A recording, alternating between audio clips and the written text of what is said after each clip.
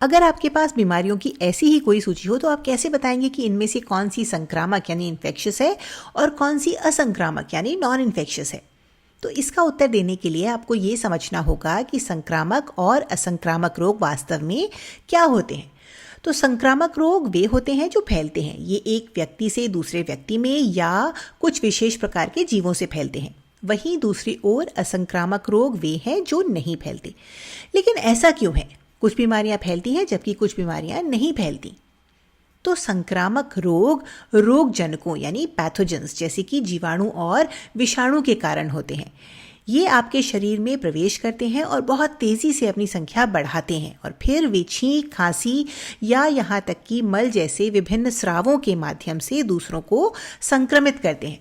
दूसरी ओर असंक्रामक रोग रोगजनकों के कारण नहीं होते। चूंकि वे इन बीमारी फैलाने वाले कारकों पर निर्भर नहीं करते हैं, इसीलिए वे केवल रोगी तक ही सीमित रहते हैं। लेकिन फिर भी ये बीमारियां ऐसी हो सकती हैं जो आपको बहुत नुकसान पहुंचाती हों।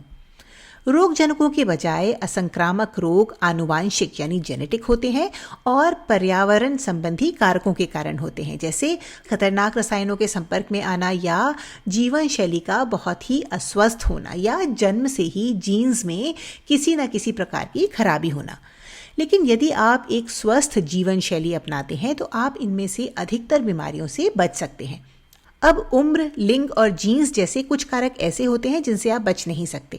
उदाहरण के लिए जब आप बूढ़े हो जाते हैं तो आपको बीमारियां होने की संभावना बढ़ जाती है। इसके अलावा कुछ कैंसर किसी विशेष लिंग में ही होते हैं और सिस्टिक फाइब्रोसिस जैसी बीमारियां पूरी तरह से आनुवांशिक होती हैं।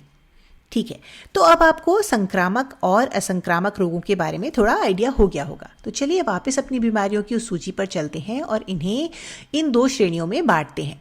हम संक्रामक रोगों के लिए शब्दों को गुलाबी रंग में और असंक्रामक रोगों के लिए शब्दों को पीले रंग में रंगेंगे। तो चलिए शुरू करते हैं। सबसे पहले है टाइफॉइड। टाइफॉइड एक जीवाणु जनित रोग है, बैक्टीरियल डिजीज है, जो भोजन और पानी के माध्यम से फैलता है। तो यह एक संक्रामक रोग है। फिर है मधुमेह या डायबिटीज। डायबिटीज रक्त में शर्करा यानी शुगर की वृद्धि है। ये कुछ ऐसा है जो किसी रोगजनक के कारण नहीं होता। तो यह एक असंक्रामक रोग है।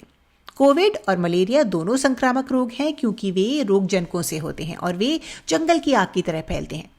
सिस्टिक फाइब्रोसिस एक आनुवांशिक बीमारी है, जैसा कि हमने अभी बताया था। तो यह एक असंक्रामक रोग है। हैजा या कॉलेरा एक जीवाणु जनित रोग है जो पानी के माध्यम से फैलता है। तो फिर से ये संक्रामक है।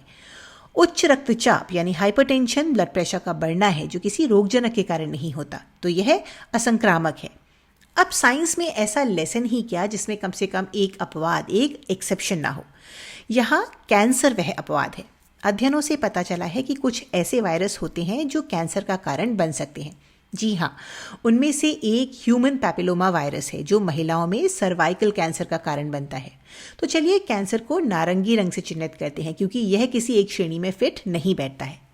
तो ये थी जानकारी संक्रामक और असंक्रामक रोगों के बारे में। फिर मिलेंगे किसी और वीडियो में।